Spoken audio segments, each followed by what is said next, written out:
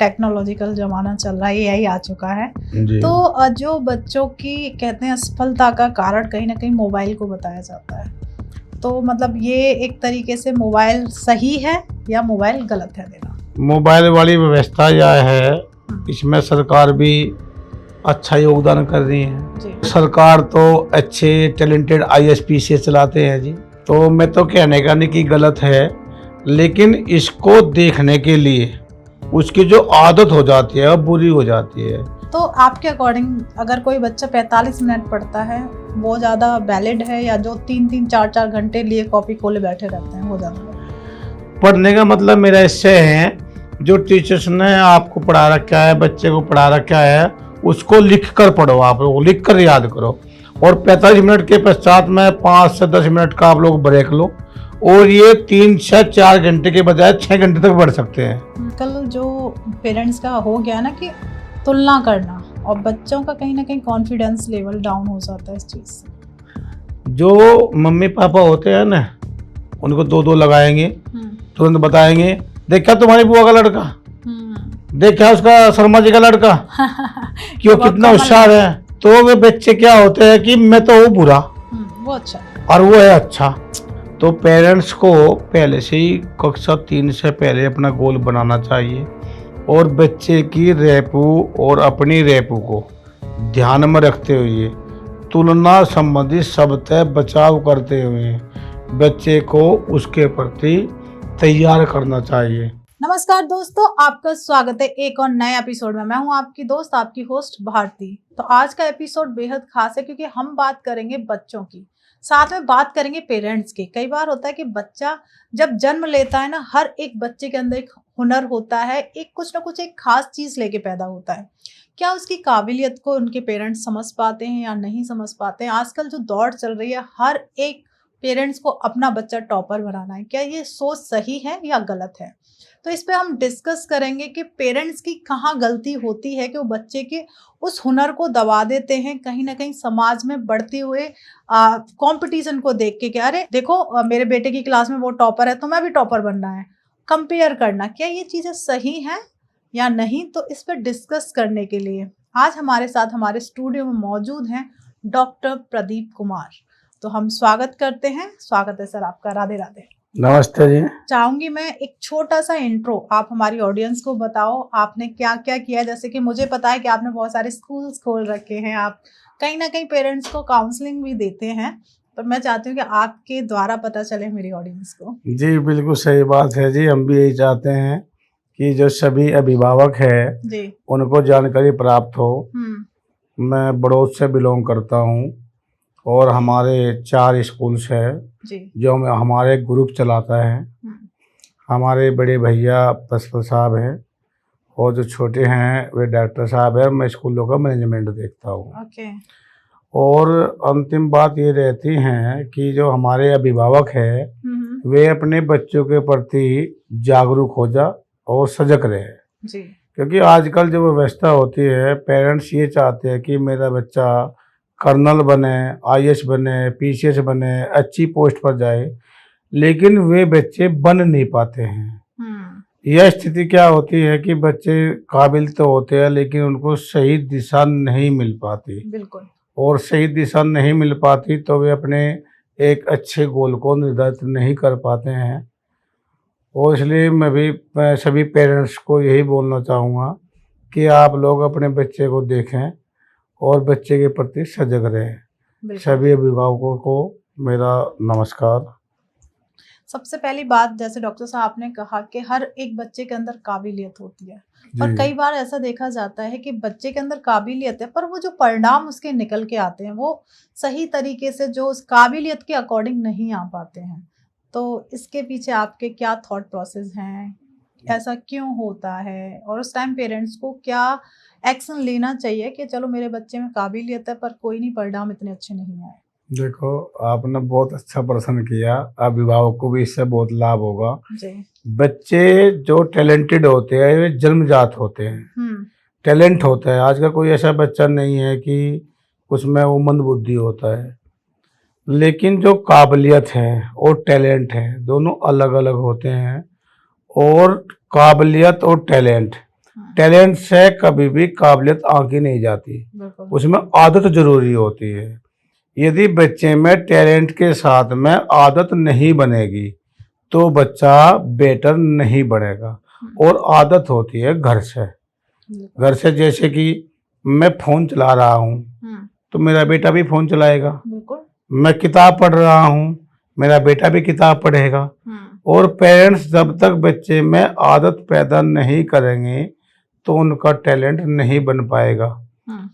और जब टैलेंट नहीं बन पाएगा वे अपने गोल को अचीव नहीं करेंगे। और यहाँ तक कि कुछ बच्चे तो अपना गोल भी नहीं बना पाते। उनका तो ये रहता है जी कक्षा 12 हो जाएगी तब देखेंगे कि क्या करना है क्या नहीं करना है। बिल्कुल।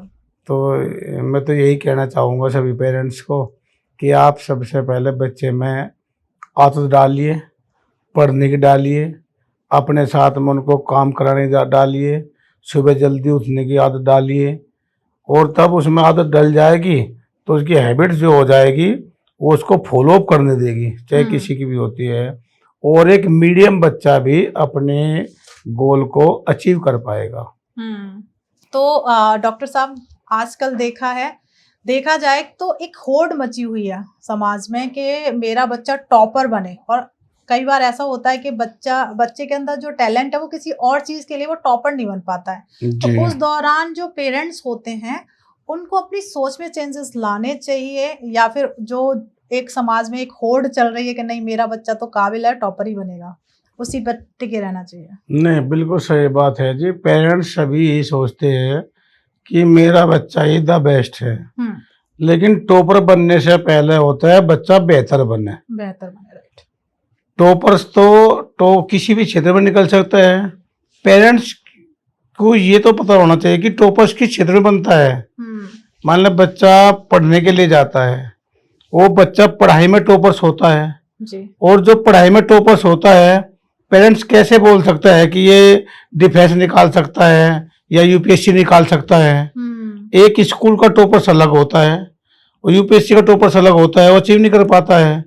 मेन बात होती है बच्चा सबसे पहले बेहतर बने, अपने गोल को अचीव करने के लिए बेस्ट बने, उसकी नियमावली बनावे, तब बच्चा टॉपर बन सकता है।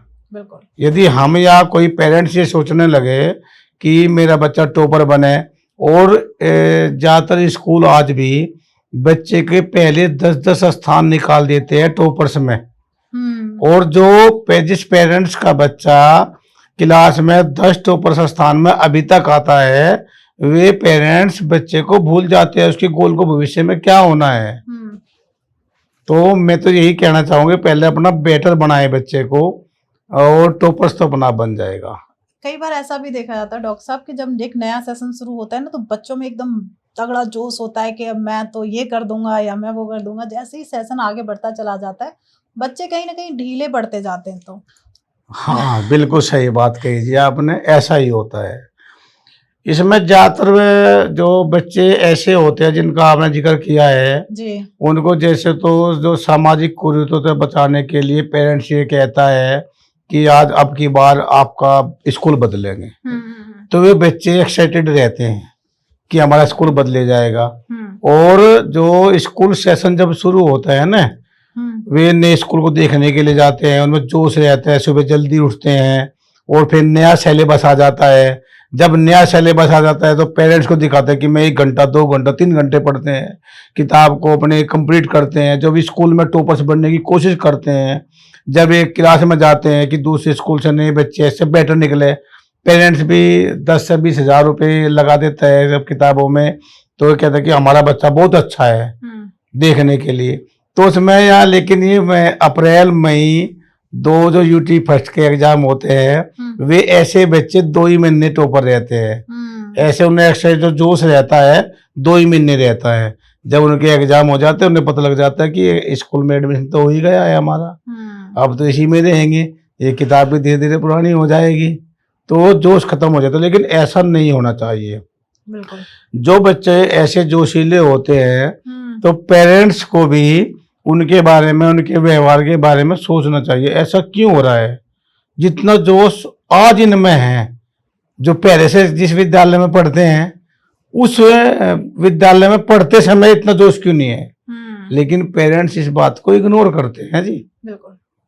एक सवाल मैं आपसे व्यक्तिगत पूछना चाहती हूँ, जैसे आपके और मेरे टाइम में भी, अगर हम 90s, मतलब मेरा भी जी कह सकती हूँ, उस टाइम में 33 की हूँ, पर आजकल जो एक स्कूल्स का और एक प्रेशर रहता है पेरेंट्स के ऊपर, क्योंकि हम कहीं ना कहीं पेरेंट्स को ही हर बार कटघरे में खड़ा कर रहे हैं। एक प्रेशर रहता है स्कूल्स का कि पेरेंट्स बच्चों पे ध्यान नहीं देते, ये नहीं करते हैं बच्चों पे, ये चीज है, मतलब कहीं ना कहीं टीचर का एक दबाव रहता है पेरेंट्स। जब आपने पढ़ाई की थी जी, क्या आपके पेरेंट्स का पूरा सपोर्ट आपके साथ रहा था? अच्छा जी, अच्छा, ये बहुत अच्छा प्रश्न किया जी आपने मुझसे। जब मैं पढ़ता था मेरे पेरेंट्स पे कोई दबाव नहीं था, मेरे जो पेरेंट्स थे वे अनपढ़ थे, लेकिन मेरे ज़माने में और आज के ज़माने में बहुत ज़्यादा अंतर है। बिल्कुल। हमको सिखाया जाता था, आज पढ़ाया जाता है। और जो हम आपने बात कही, अच्छा प्रश्न रखा आपने कि हम बार बार पेरेंट्स को कटघरे में खड़ा करते हैं। हाँ, मैं पेरेंट्स को ही कटघरे में खड़ा करता हूँ। इसके एक कारण है जी। जब पेरेंट्स अपने बच्चे का एडमिशन कराते हैं तो वे जो स्कूल्स की अच्छी अच्छी बिल्डिंग्स, जो वहाँ के मैनेजमेंट है, उनसे अपने रिलेशन निकालने की कोशिश करते हैं। वहाँ कोई टीचर्स जानने वाला होता है, उससे रिलेशन निकालने की कोशिश करते हैं। कोई भी पेरेंट्स जब एडमिशन कराने के लिए जाता है, वहाँ के टीचर्स की क्वालिफिकेशन क्या है, वहाँ के टीचर्स की लैंग्वेज क्या है, वहाँ के टीचर्स क्या पढ़ाते हैं, उनको नहीं देखता जी। और बच्चे एक्साइटेड रहते हैं, बच्चे उत्सुक रहते हैं कि नए अच्छे ब्रांडेड विद्यालय में आपका एडमिशन हो रहा है, वे भी नहीं देख पाते। बिल्कुल, स्टेटस बढ़ गया ना। हाँ, नहीं मेरा गाड़ी में जाएगा, गाड़ी में आएगा, वे देखते नहीं है। और जब पढ़ने लग जाते हैं बच्चा, पेरेंट्स का दबाव रहता है कि बहुत अच्छी फीस दी मैंने, अच्छी खासी फीस देनी पड़ती है, टाई लगा कर जाता है, बेल्ट लगा कर जाता है, 2 जोड़ी ड्रेस होती है।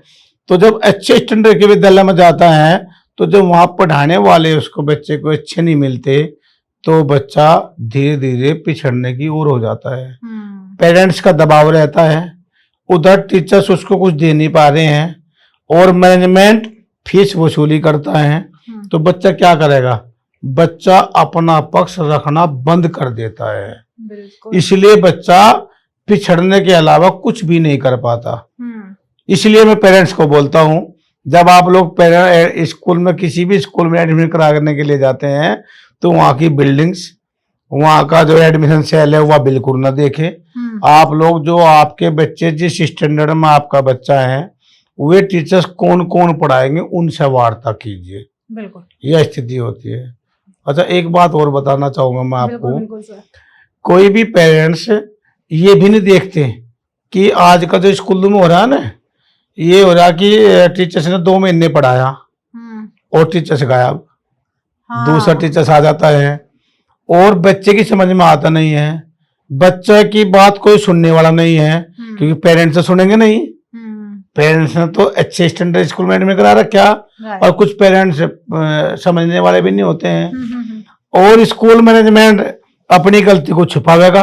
बिल्कुल, टीचर्स नहीं आएंगे, यह व्यवस्था होती है, तो इससे बच्चा मायूस हो जाता है और अपनी बात को रख नहीं पाता, इसलिए पिछड़ जाता है बच्चा। बिल्कुल नहीं, आपने ये बहुत सही बात की कि कहीं ना कहीं हम बच्चों की जो एक मानसिक स्थिति है उसको समझ नहीं पाते हैं। कई बार जैसे आपके साथ आपके स्कूल्स हैं और आप कहीं ना कहीं स्कूल्स में आप एक तरीके से आप गाइड करते हैं, पेरेंट्स हो या स्टूडेंट्स हो। कई बार ऐसा भी होता है कि बच्चे का इंटरेस्ट कहीं और है और पेरेंट्स उन्हें कहीं और डाल रहे हैं, तो इस तरीके की प्रॉब्लम्स फेस करता है। तो उस दौरान मतलब कह सकते हैं ना, तो पेरेंट्स समझ रहे हैं और स्टूडेंट भी कहीं ना कहीं उस चीज से दब जाता है। जब ऐसी प्रॉब्लम्स आती है तो आप कैसे उसे हैंडल करते हैं? देखो, ये बिल्कुल सही बात है, सही प्रश्न किया आपने। देखो, इसमें ये तो आप भी लेडी है, बुरा मानने की कोई आवश्यकता नहीं है। जो आजकल का हमारा समाज है, 90% जो महिला है वे, उनका रिमोट कंट्रोल उनके मायके में होता है। और जो उनके बच्चे पढ़ते हैं, यदि बच्चे का मामा सीए हैं तो उनकी माताजी ये चाहती है कि मेरा बेटा भी सीए बने, और यदि कोई मिलिट्री में है, पुलिस में है, वे अपने तक सीमित रखते हैं, न कि बच्चे के टैलेंट को देखकर। पहले प्रश्न पूछा था आपने, टैलेंट और काबिलियत में अंतर पूछा था। यदि बच्चे का टैलेंट देख ले, बच्चे की काबिलियत देख ले, बच्चे का किस तरफ रुझान है वो देख ले, क्योंकि उन्हें तो पता नहीं है। उसका जो मायका होता है, जो मायके में सर्विसमैन व्यक्ति होते हैं, उनकी तरफ रुझान रहता है। और जब उसके मामा, फूफा, चचेरे में मेरे बहन भाई आते हैं, वे भी ये कहते कि भाई इसका 8वीं कर ले, 12वीं कर ले, 10वीं कर ले, कि इस कोर्स में आपको पार्टिसिपेट करना है, वही बनाएंगे, अच्छा पैकेज है। अपने से तुलना करते हैं वे बच्चे की।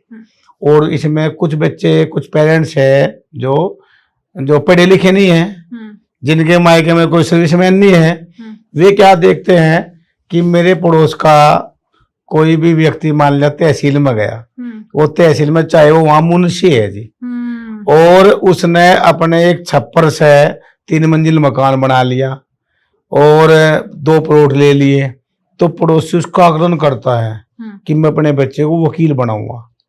है बच्चा डॉक्टरी लाइन का, है बच्चा डिफेंस लाइन का, लेकिन उसको थोप देते हैं पेरेंट्स एडवोकेट लाइन में। तो यह कहीं ना कहीं अभिभावक भी इस दौर से गुजर रहे हैं और वे अपना संतुलन नहीं बना पा रहे। लेकिन दिक्कत क्या है कि इस बात को अंकन करने के लिए बच्चा किस फील्ड में है तो जाए कहाँ, स्कूल वाले तो ये बात बताते नहीं है जी। और पेरेंट्स को इतना समय नहीं है कि किसी एक्सपर्ट के पास लेके चले जावे। यह परेशानी हो रही है अभिभावक को। मैं आपके चैनल के माध्यम से मैं तो ये बताना चाहूँगा कि बच्चे का पहले आकलन करें और किसी भी पर्टिकुलर व्यक्ति से उसकी तुलना न करें, बल्कि बच्चे की तुलना करें कि किस ओहदे पर जाएगा।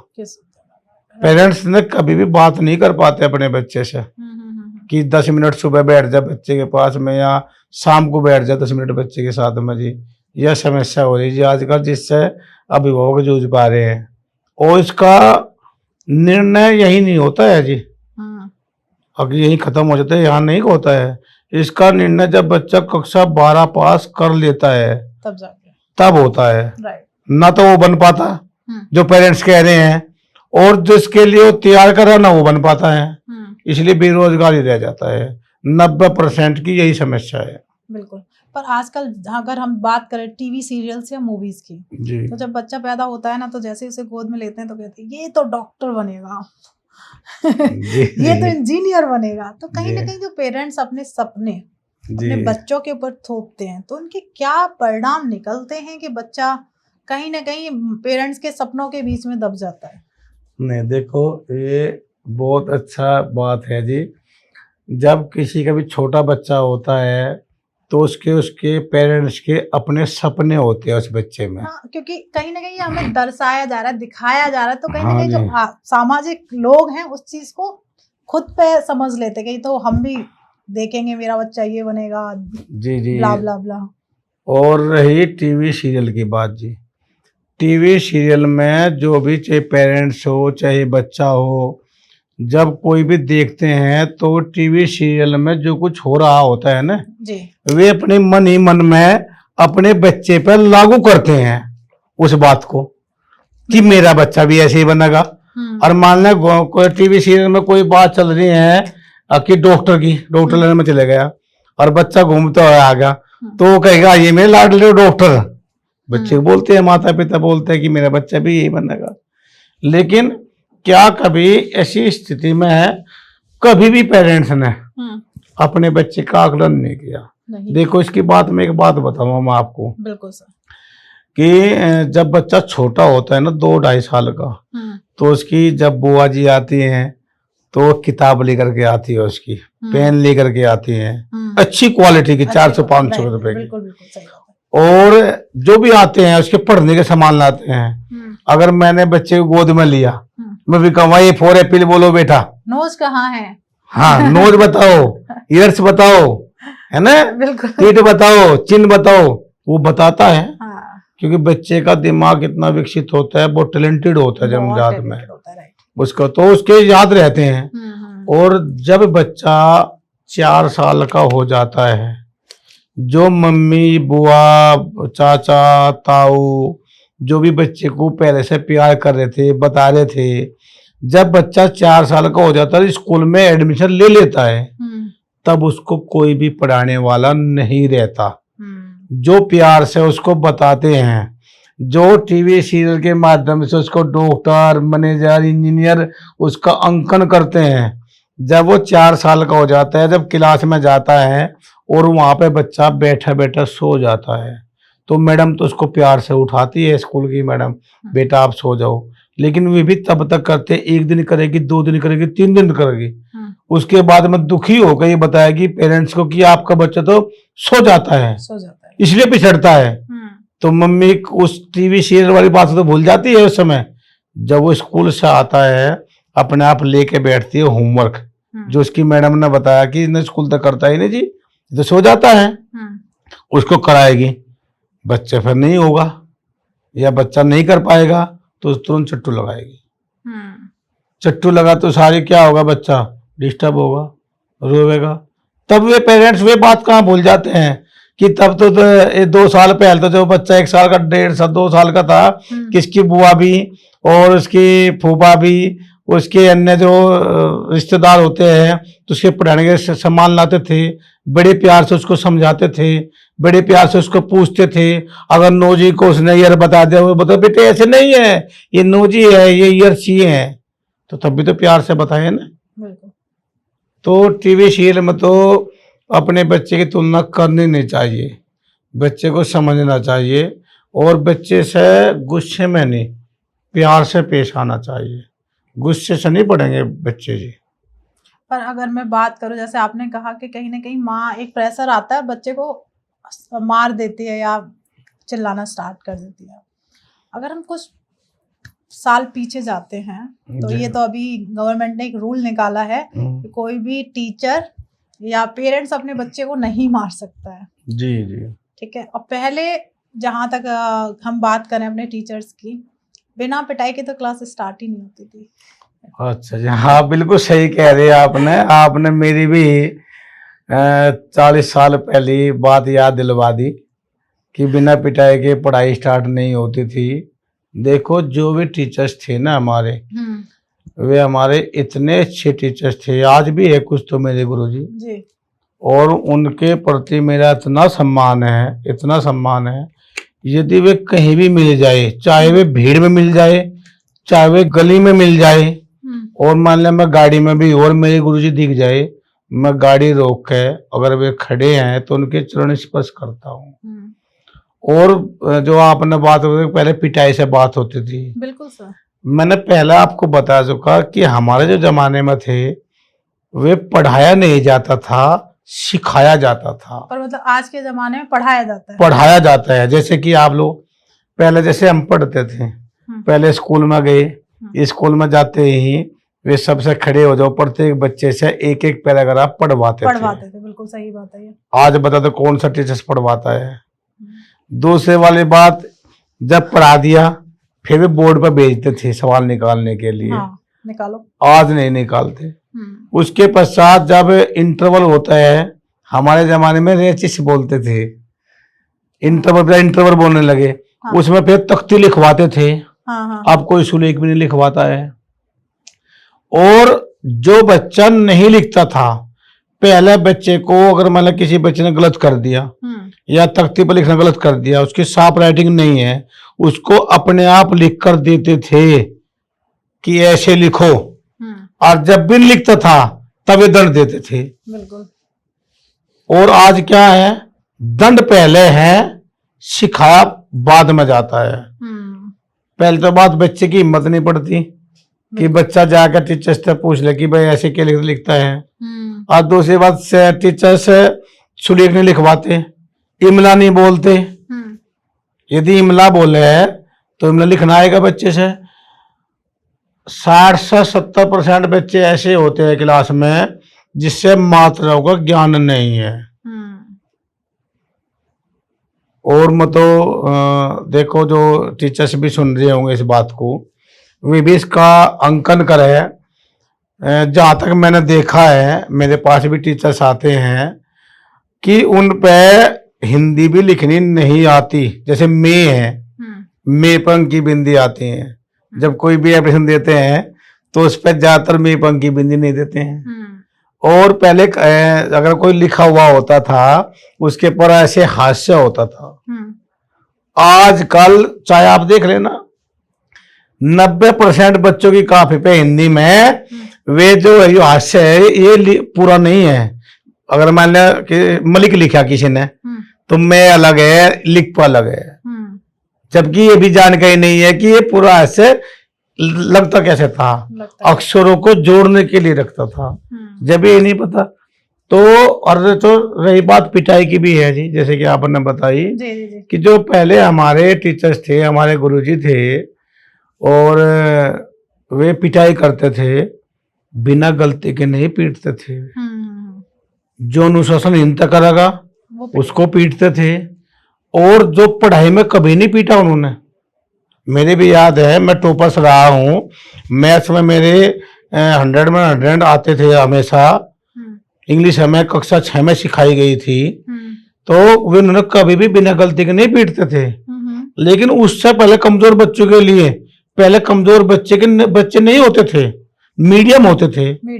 अब जब टॉपर्स होते हैं और कमजोर होते हैं, मीडियम नहीं होते इतने, क्योंकि वे उन्हें पढ़ना जानते थे। आप किसी बच्चे से इंग्लिश पढ़वाओ आप लोग, या हिंदी पढ़वाओ किसी बच्चे से, अटक अटक के पढ़ागा। तो ये कारण रहे जी, ऐसी बात नहीं है। और इसके माध्यम से एक बात और है, यदि आज भी सरकार या प्रशासन है कि टीचर्स को उसकी छड़ी थमा दे तो अनुशासन फिर आ जाएगा। हाँ, मतलब मेरा भी यही कहने का, कहीं ना कहीं टीचर भी तो डरते हैं कि अगर मैंने इसे मार दिया, कंप्लेन कर दी पेरेंट्स ने, तो उसकी तो पूरी लाइफ खराब हो जाएगी। देखो ये सही कह रहे हैं आप बात, लेकिन कोई भी पेरेंट्स ये नहीं कहता कि मेरे बच्चे को आप लोग पीटना मत। पेरेंट्स ये कहता है कि मेरा अकेला बच्चा है, ये अगर मान लो कोई बच्चा उद्दंड तक करागा जी, है ना, तो पेरेंट्स की बात मानी जाएगी क्या? उसको दंड तो दिया जाएगा। बिल्कुल सर। वो चाहे पिटाई का हो, चाहे पेरेंट्स को फोन करके उसको निष्कासित करने का हो, घर भेज दिया जाएगा। लेकिन कोई भी पेरेंट्स ये नहीं कहता कि मेरे बच्चे को आप लोग पीटना मत। पिटाई कब होती है? यदि मान लो मैं लूं, किसी बच्चे ने गलती कर दी, तो सबसे पहले उसको सिखाना तो पड़ेगा ना, उसको याद दिलानी पड़ेगी, बेटे आपने गलती की है। यदि वो एक्सेप्ट कर रहा है बच्चा, तो उस समय उसकी पिटाई नहीं करनी चाहिए, उसको छोड़ देना चाहिए। उसने गलती एक्सेप्ट कर ली, दंड दो ही तो हो सकते हैं ना, तो उसे दंड दो, और पहले तो उसकी गलती स्वीकार करवाई और फिर पिटाई करो, तो ये तो दंड हो जाता है। और जब तो पेरेंट्स शिकायत करते हैं, ये नहीं है बच्चे ने गलती स्वीकार कर ली और उसे आगे के लिए छोड़ देना चाहिए, बेटे आगे से भविष्य में ऐसा मत करना। और बच्चे करते नहीं हैं। मैं से इस आपके प्रश्न के माध्यम से ये बताऊं, बच्चे बहुत अच्छे होते हैं, वे सुनते हैं, जो गलती को एक बार स्वीकार कर लेते ना, वे दोहराते नहीं है। लेकिन उनसे लाड प्यार से बताएंगे तभी तो, और तब पिटाई करके बताए तो दोबारा फिर करेगा। और पेरेंट्स भी मदद करते हैं। इसलिए जब ऐसी व्यवस्था हो जाती है किसी बच्चे को दंड देने के लिए, तो ये करना चाहिए कि पेरेंट्स को कॉलिंग करें, उसको बताए कि ऐसी कोई गलती हुई है, बच्चे से पूछे आपने गलती की है, तो उस समय बच्चे को डिस्टर्ब नहीं करना चाहिए। और हो रहा है अलग, पहले टीचर्स उसे मानसिक डिस्टर्ब करेगा, फिर कोऑर्डिनेटर मानसिक डिस्टर्ब करेंगे, फिर उसको पर्सनल रूम में ले जाते हैं, वे करेंगे, और फिर पेरेंट्स को फोन कर देते हैं। और जो एक बात है बच्चे की वो नहीं बताते हैं, 2-4 बात और जोड़ के बता देते हैं। जी। तो इससे कहीं ना कहीं आजकल बच्चा पिछड़ जाए, इससे मानसिक डिस्टर्ब हो गए। और हमारे जमाने में तो पिटाई होती है, जब कोई हम गलती करते थे तो टीचर सीट दे देते वही। ये अंतर है जी आज में कल में जी। बिल्कुल बिल्कुल सही कह रहे हैं आप इस चीज को। तो आपके अकॉर्डिंग अगर कोई बच्चा 45 मिनट पढ़ता है, वो ज्यादा वैलिड है, या जो 3-3 4-4 घंटे लिए कॉपी खोले बैठे रहते हैं वो ज्यादा वैलिड? देखो ये तो प्रश्न आपने बहुत अच्छा किया। जो 3-3 4-4 घंटे लगातार कोई भी पढ़ नहीं सकता, हाँ मतलब वही होता है ना ये कि- मेरा मानना है। जी जी जी। और मैं भी स्ट्रेटेजी बनाता हूँ, जो यूपीएससी के बच्चे होते हैं उनका भी टाइम टेबल बनाता हूँ, जो कक्षा 10 और 12 में जो टॉपर्स निकलते हैं उनका भी टाइम टेबल बनाता हूँ।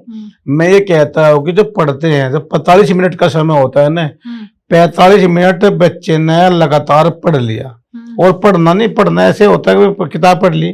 पढ़ने का मतलब मेरा इससे है, जो टीचर्स ने आपको पढ़ा रखा है, बच्चे को पढ़ा रखा है, उसको लिख कर पढ़ो, आप लोग लिख कर याद करो।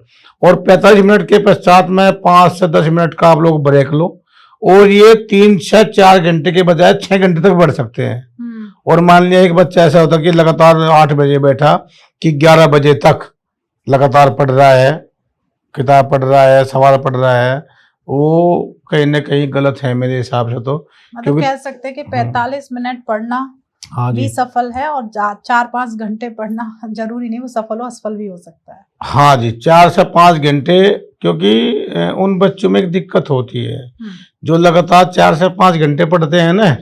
कुछ बच्चे ऐसे होते हैं, आपने कई बच्चे ऐसे देखे होंगे जी, उनके एग्जाम समय होता है ना जी, एग्जाम समय में ही वे 20 से 25 मिनट अपने प्रश्न दोहराते हैं और उनमें 90 से 80% नंबर ले आते हैं।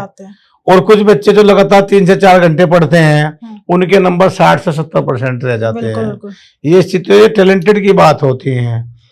और जो 45 मिनट पढ़ के 5 से 10 मिनट का ब्रेक बच्चे लेते हैं और वे 4 से 5 घंटे लगातार पढ़ते, वे थकते नहीं है कभी भी, कभी नहीं थकते हुए, और वे भविष्य के टॉपर होते हैं।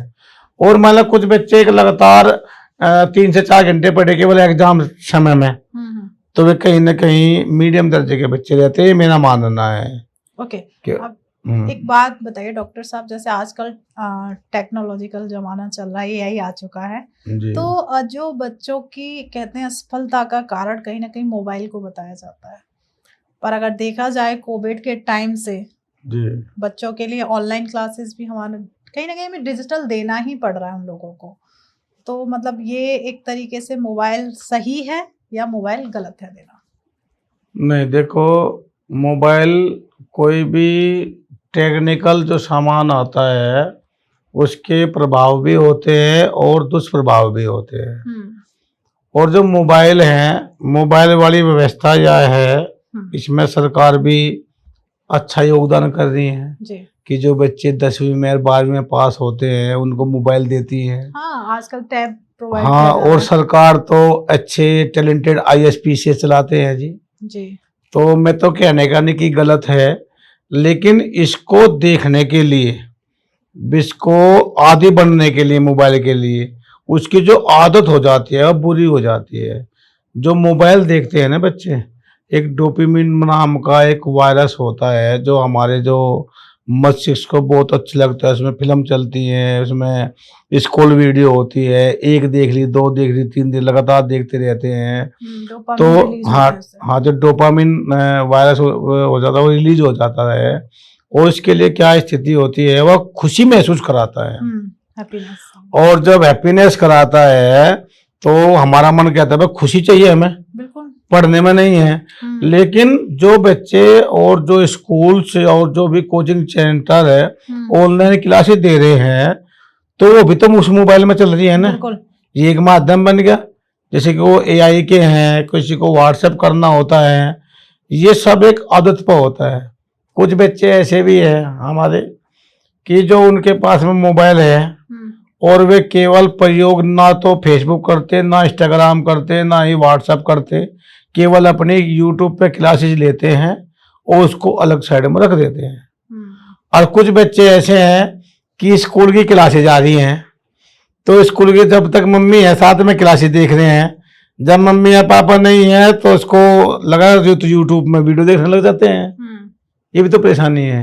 बिल्कुल। तो कहीं ना कहीं यह एक आदत की बात होती है। यदि बच्चे तो बच्चे होते हैं, यदि बच्चे को मोबाइल के लाभ और हानि बताया जाए, बच्चे को बताया जाए कि बेटा या बेटी कि आप मोबाइल देखना, आपका वीडियो देखने का मन है, कितने मिनट देख सकते हैं, आप लोग का समय है 8 बज के 8:20 तक, आप लोग मोबाइल में जो वीडियो है वे देख लो, कोई दिक्कत नहीं है। लेकिन मुझे पता होना चाहिए कि आप क्या देख रहे हैं। पता है ना क्या है, बच्चे यूट्यूब में गेम खेलते हैं, उनकी लत पकड़ लेते हैं, वो उनके मस्तिष्क पे हैवी हो जाता है। ना पेरेंट्स को पता रहता कि क्या देख रहे हैं, ना, और बच्चे तो गलत कर ही रहा होता है, तो उसमें ना तो पढ़ता और कहीं ना कहीं गलत संगत में चला जाता है। तो मोबाइल का तो नहीं है, लेकिन जो उसकी लत बुरी है। हाँ, लत बुरी है, और लत भी वह अच्छी नहीं हो जो मतलब मुझे यूपीएससी के जो इंटरव्यू है, अगर हमारा कोई बच्चा कक्षा 12 में है और पेरेंट्स ने अपना आप ही कहते कि बेटा के कक्षा 10 पास कर ले तो मैं मोबाइल लेकर दूंगा, जब ये भी पता है मोबाइल की लत बुरी है। अगर मान लें बच्चे को बताया जाए कि आप लोग मोबाइल देखो, टैबलेट देखो, लैपटॉप देखो, लेकिन क्या देखो आप लोग, आप यूपीएससी के इंटरव्यू देखो, जैसी संगत होगी ऐसी अकल आएगी। बिल्कुल। और मतलब देखेंगे तो नचनियानी की वीडियो है ना, तो फिर पढ़ाई में कैसे ध्यान पड़ेगा जी इसका। बिल्कुल, आप एकदम सही कह रहे हैं। तो एक चीज और, जैसे आपके अकॉर्डिंग एक पेरेंट्स ऐसा क्या रूटीन बनाए बच्चों के लिए जो बच्चों के साथ वो यूज करें, उनकी पढ़ाई में यूज करें, होता है ना, डेली का रूटीन बनना चाहिए जिसमें बच्चे भी इन्वॉल्व हो, साथ में पेरेंट्स भी इन्वॉल्व हो। देखो, ये आपने बहुत ही अच्छा क्वेश्चन किया, और इससे हमारे बच्चे भी वंचित है और पेरेंट्स भी वंचित है, और कहीं ना कहीं पेरेंट्स से बच्चे दूरी पर जा रहे हैं अपने आप ही, जाने अनजाने में, ना पेरेंट्स को पता और ना बच्चे को पता। पहले की व्यवस्था क्या थी कि जब भोजन किया करते थे तो पेरेंट्स और बच्चे एक साथ बैठ के भोजन किया करते थे। जो दादी बाबा होते थे वे कहानियां सुनाया करते थे। तो शाम का जो समय होता था लगभग 6 बजे, सर्दी में 6 बजे से 8 बजे तक वे सब परिवार इकट्ठे बैठते थे, उसमें बात चलती थी, कहानियां चलती थी, बुजुर्ग की बात चलती थी। और आज क्या है, अगर एक घर में 4 व्यक्ति हैं, मान लिया पति पत्नी है, बेटा बेटी है, तो एक व्यवस्था गलत हो रही है जो बेहद ही गलत है कि जब मैं अपने बच्चे का पिता नया मोबाइल ले लेता हूँ, मतलब कोई पिताजी अपना नया मोबाइल लिया तो उनका जो मोबाइल बचता है ना, तो उनका बेटी का हो जाता है, पुराने वाला वो देते नहीं है वापस, मोबाइल दे दिया हमने। और जब घर में बैठते सुबह के समय, जब सुबह उठ के चाय ली, जो बिस्तर की चाय होती है, तो सबसे पहला मोबाइल हाथ में आता है। तो जब पिताजी अलग मोबाइल देखता है, माताजी अलग मोबाइल देखती है, हर एक बच्चे का मोबाइल हो गया, दोनों बच्चे एक मोबाइल देखते हैं, तो दूरियां रहती हैं, एक साथ तो बैठते नहीं हैं। जब फिर मम्मी पापा ड्यूटी पे चले जाते हैं, बच्चे स्कूल चले जाते हैं, बच्चे स्कूल में घर पे जल्दी आ जाते हैं, मतलब मम्मी पापा बाहर से आते हुए घर रहते हैं, या कोई गृहिणी होते हुए घर पर रहती हैं, तो वे भी वीडियो कॉल करती हैं अपने सगे संबंधियों को, तो बच्चे अपने फोन से करते हैं। तो हम दूर जा रहे हैं तो बच्चे भी दूर जा रहे हैं। इसकी जानकारी न तो माता पिता को और न ही बच्चों को। बिल्कुल। बताओ आप, ये सही बात है, गलत बात है? नहीं, एकदम सही बात। और इसलिए ही अलग जा रहे हैं। और शाम के समय में भी सीरियल शुरू हो जाते हैं 6 बजे से। मम्मी सीरियल देखती हैं तो बच्चे भी सीरियल देखेंगे। कभी भी माता पिता और बच्चे, किसी भी घर में ये नहीं होता है, 1-2% तो मैं कहना चाहूंगा कि सब एक साथ बैठ के एक टेबल पे खाना खा रहे हो, मम्मी ला रही हो, उनसे ये पूछ रहे हो कि बेटा आज बताओ आपका दिन कैसा रहा। और कोई भी माता पिता, कोई भी, मैं सबको चैलेंज कर रहा हूं, कोई भी माता पिता अपने बच्चे से ये प्रश्न नहीं करता कि बेटा आपका आज का स्कूल का दिन कैसा रहा, आपने आज स्कूल में आपका अच्छा हुआ या कोई बुरा हुआ, आपने क्या क्या किया, आपने क्या किया, कोई नहीं पूछता। मैं स्कूल से बैग रखे काम कर लिया और मैं कोई बच्चा बताने लगा कि तुम काम नहीं क्यों नहीं करते, यह व्यवस्था हो रही है। तो जब हम ही बच्चे से जाने अनजाने में दूरी बना तो बच्चे भी अलग हो जाते हैं। और जब बच्चे की दूरी बढ़ने लग जाती है तो उसके विचार ऐसे हो जाते हैं। और बताओ क्या होता है मैडम, इसी के साथ मैं एक बात बताऊंगा कि जो मम्मी पापा होते हैं ना, वे तुलना करते हैं। मैं भी यही प्रश्न लेके आना चाह रही थी कि आजकल जो पेरेंट्स का हो गया ना कि तुलना करना, और बच्चों का कहीं ना कहीं कॉन्फिडेंस लेवल डाउन हो जाता है इस चीज से। यार इतनी बड़ी समस्या है, इतनी बड़ी समस्या है यार, जो भविष्य के लिए भी खतरनाक है। जो मम्मी पापा होते हैं ना, वे अच्छे होते हैं, उनको काम करना होता है, परिवार पालने के लिए ड्यूटी पर जाना होता है, लेकिन तुलना वे प्रतिदिन नहीं करते, अकस्मात करते हैं। कब करते हैं? तब दोनों बहन भाई आपस में लड़ रहे होते हैं, उनको दो दो लगाएंगे, तुरंत बताएंगे, देखा तुम्हारी बुआ का लड़का, देखा उसका शर्मा जी का लड़का क्यों कितना होशियार है, शर्मा जी का लड़का। हाँ देखा है ना। तो वे बच्चे क्या होते हैं कि मैं तो वो बुरा, वो अच्छा और वो है अच्छा। और जब बुआ का लड़का घर पे आता है, घर पे आते ही बच्चे का दिमाग इतना था कि ये अच्छा है तुझसे, तो बच्चा अपने कमरे में बंद हो जाता है कि नहीं तो फिर कहेंगे मम्मी पापा। और कहीं ना कहीं जो दूसरा बच्चा है उससे बच्चा नफरत करना शुरू कर, हाँ उससे भी नफरत करना शुरू करेगा।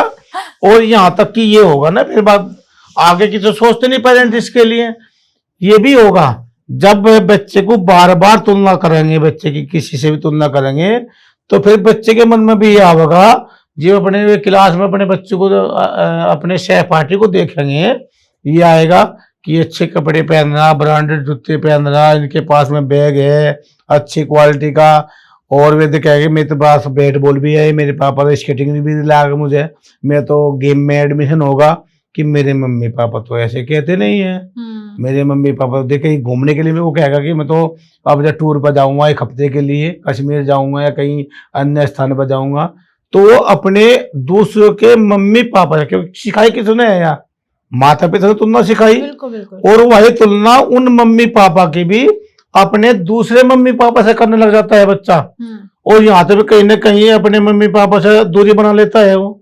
तो ये तुलना करना गलत बात है। अभिभावक को भी बच्चे की किसी के बारे में भी तुलना नहीं करनी चाहिए, और कभी भी तुलना से बच्चा अच्छी बात नहीं सीख पाता है।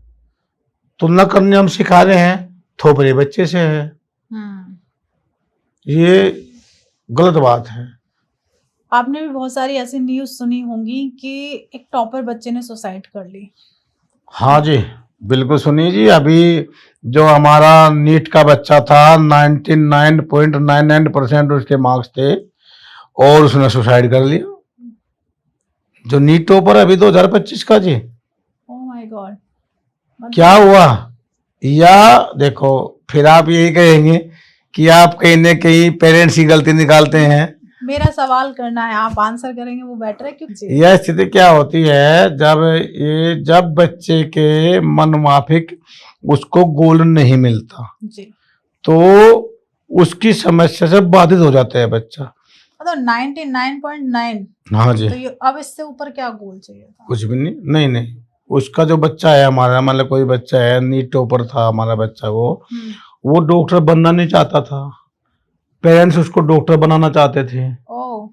वो यूपीएससी को करना चाहता था।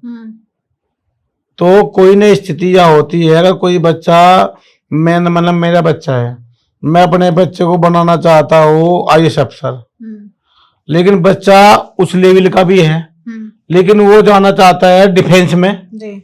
और उस पर थोप दिया जाए, दबाव में आता है बच्चा, और टेस्ट देता है, कवर कर लेता है, और जब कवर कर लेता है तो टॉपर भी बन जाता है, लेकिन उसका सपना तो डिफेंस का था ना। ये व्यवस्था होती है जो उसे गोल को अचीव करने के पश्चात उससे भी अच्छा अचीवमेंट कर लेता है। मेरे काम कहाँ होता है? जहाँ खुशी मिलती हो, और जब खुशी की जगह ही नहीं मिले तो कार्य कहाँ से हो जाएगा? मान लिया एक कोई जॉब करने वाला व्यक्ति है, उसको पैसे चाहिए 50,000 रुपये पर मंथ, और उसका अचीवमेंट है एआई का, उसकी रुचि है एआई के प्लेसमेंट देने के लिए, काम करने के लिए, और उसको गांव के स्कूल में हम उसे काउंसलर एज ए काउंसलर उसको रख ले और उसकी सैलरी करते हैं 80,000 रुपये पर मंथ, तो कौन खुश होगा इससे? परिवार खुश होगा ना। बिल्कुल, परिवार तो खुश होगा, लेकिन क्या वो काम कर पाएगा? रुचि तो उसकी दूसरे क्षेत्र में है ना कहीं से तो मानसिक डिस्टर्ब हो जाएगा। और जब परिवार का ज्यादा दबाव रहेगा कि नहीं यही ये गांव के 80,000 रुपये ठीक है, वहां नहीं जाने देने के, और उसे गलत ठहरावेंगे कि ये क्यों जाओ वहां पे, बाहर क्यों जाना चाहता है जब परिवार के साथ में इतने पैसे मिल रहा है। जब वो मानसिक संतुलन खो जाता है तो मन में कई तरह की बात होती है, और उस मन की कई तरह की बात में कोई कोई न बच्चा आत्महत्या तक पहुंच जाता है। ये बिल्कुल गलत बात है। ऐसे बच्चे को पहले तो बात सोचना नहीं चाहिए, और मतलब कोई बच्चे के मन में ऐसे विकार उत्पन्न भी होते हैं तो अपने पेरेंट्स से बात करनी चाहिए कि मम्मी पापा या कोई भी उनके अभिभावक है कि मैं जो आप गोल अचीव कर रहे हैं इसको तो कर दूंगा क्लियर, लेकिन इसको मैं ज्वाइन नहीं करने का। मतलब मैंने कहने का तरीका है कि मैं आपका भी सपना पूरा कर दूंगा पर मैं अपने सपने की तरफ जाना। हाँ जी, यदि मान लिया आपको, मान लिया कोई बच्चा, मैंने मेडिकल का छात्र था जी, पेरेंट्स चाहते थे कि आप लोग मेडिकल में जाए तो उन्होंने टॉप किया, तो उसे बच्चे को अपनी बात रखनी चाहिए थी कि मैंने मेडिकल टॉप किया लेकिन मैं राजयोग में जाऊंगा, यूपीएससी में जाऊंगा, तो न तो बच्चा कह पाया, एडमिशन से पहले परेशानी होगी उसको। ये स्थिति होती है। ये तो कह सकते हैं यहाँ पे अभिभावक, टीचर्स और सबको गाइड करना चाहिए। अगर कोई लग रहा है कि ये बच्चा ऐसी, पर ये पता नहीं चलता ना कौन सा बच्चा आत्महत्या करने वाला है। नहीं, चल जाता है जी पता। जो बच्चा पढ़ता है, हंसमुख रहता है, पार्टिसिपेट करता है, पेरेंट्स से बातें करता है, दोस्तों से मिलता है, और एकदम से वो जब ऐसे मन में विकार उत्पन्न होते हैं ना, उससे पहले बच्चा साइलेंट हो जाता है, और उससे वह भावना पेरेंट्स को समझ लेनी चाहिए। लेकिन पेरेंट्स कहीं ना कहीं ये सोचते हैं कि हमने कहा था कि तुम बच्चा गुस्से में है, इसे 2 दिन में 4 दिन में ठीक हो जाएगा। पेरेंट्स उस भावना को समझ नहीं पाते, और बच्चा पहले तो दिक्कत में है, दूसरी वाली बात पेरेंट्स उससे बात नहीं कर रहे हैं तो उसमें विकार ज्यादा बढ़ जाता है। ये परेशानी होती है, ऐसी और कोई बात नहीं है। जैसे यह समस्या पैदा हो तो उस समस्या के लिए पेरेंट्स को बच्चे से बैठ करके बात करनी चाहिए। बिल्कुल, क्या हुआ, क्या हाँ, चाहते कि हैं आप लोग चुप क्यों हैं, मायूस क्यों हैं आप लोग। कुछ पेरेंट्स समझते भी है, करते भी हैं, और तब तक बात उनके हाथ से निकल जाती हैं। जैसे कि आपने सुना होगा कोटा राजस्थान में पेरेंट्स अपनी मुझ की बात मान लेते हैं कि अपने बच्चे को इंजीनियर बनाएंगे, कोटा में भेजेंगे, और प्रेशर इतना आ जाता है बच्चे पे वो किसी को कह नहीं पाता, क्योंकि क्षेत्र से कोटा तो जाते नहीं कोई भी अपने बच्चे को देखने के लिए, और बच्चे प्रेशर होता है। वहाँ भी कहीं अनेकों घटनाएं ऐसी होती हैं जो गलत है। बिल्कुल बिल्कुल।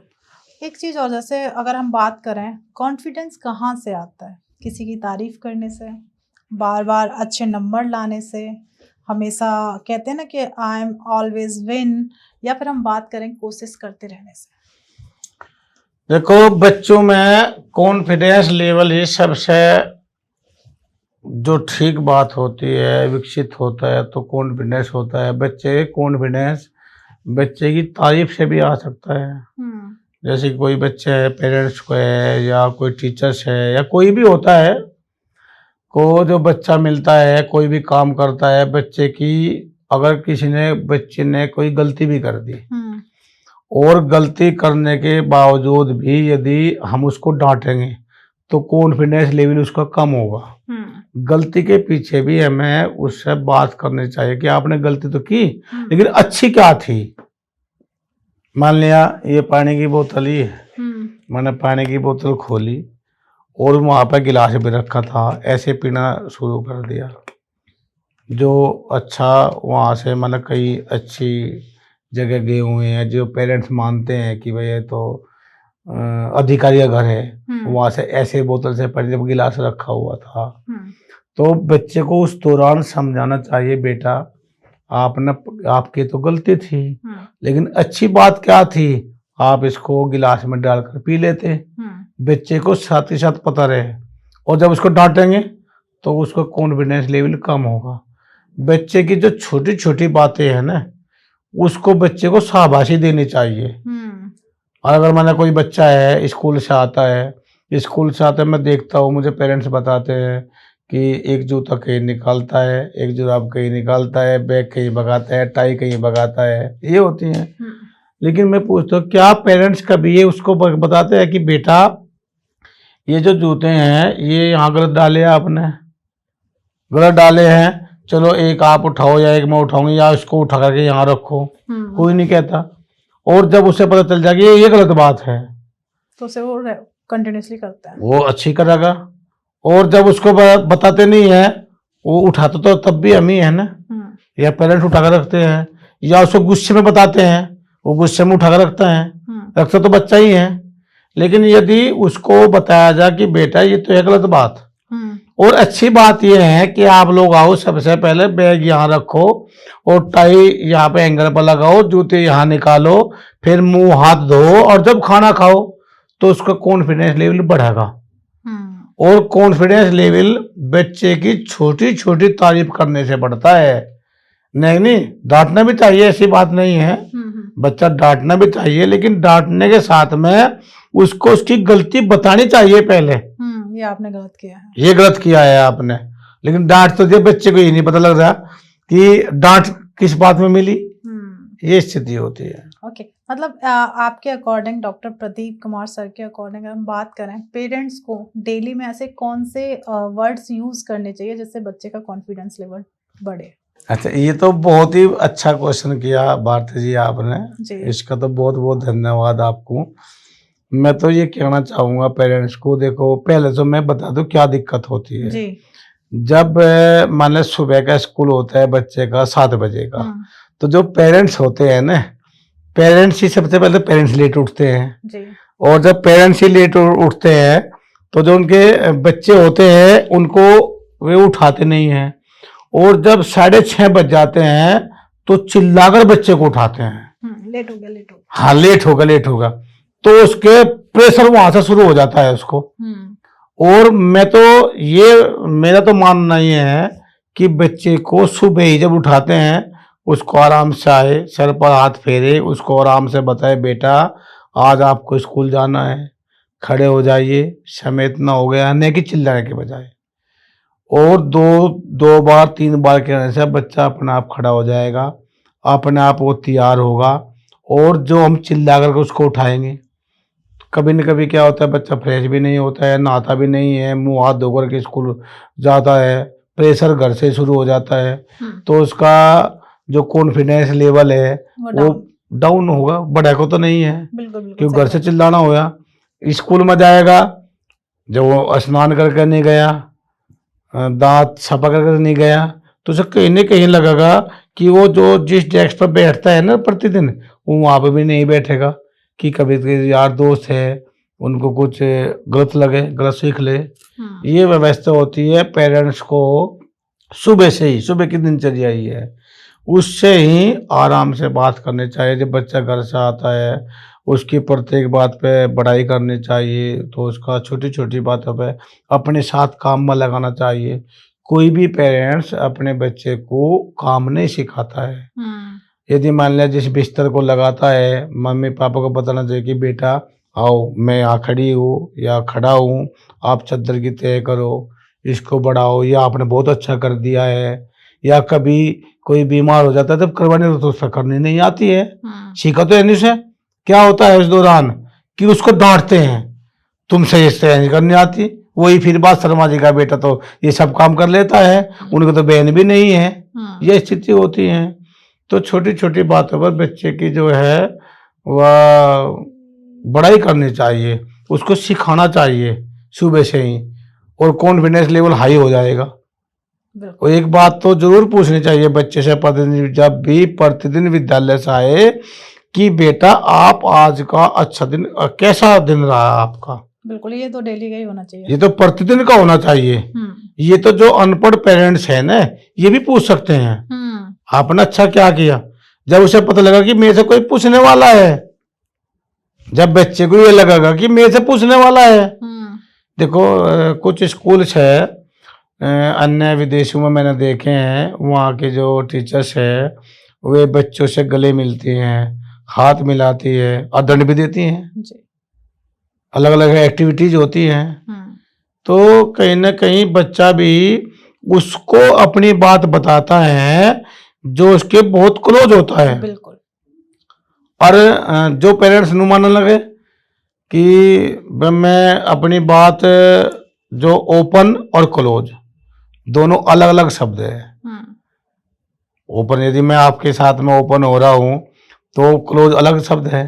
तो ओपन भी उसके साथ होता तो क्लोज होता है, चाहे मम्मी पापा हो, चाहे ताया ताई हो, चाहे कोई उसका फ्रेंड्स हो, सिबलिंग्स हो, यह स्थिति होती है। बिल्कुल।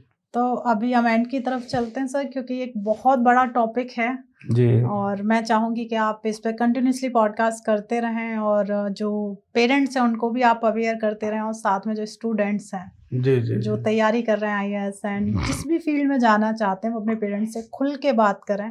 जी। इसकी एक तरीके से सीरीज लेके आई है और जागरूक करते रहिए इन लोगों को। पर एंड में होता ना कोई एक ऐसा मैसेज आप पेरेंट्स और स्टूडेंट को देना चाहें, प्लीज हमारी ऑडियंस को प्लीज दीजिए।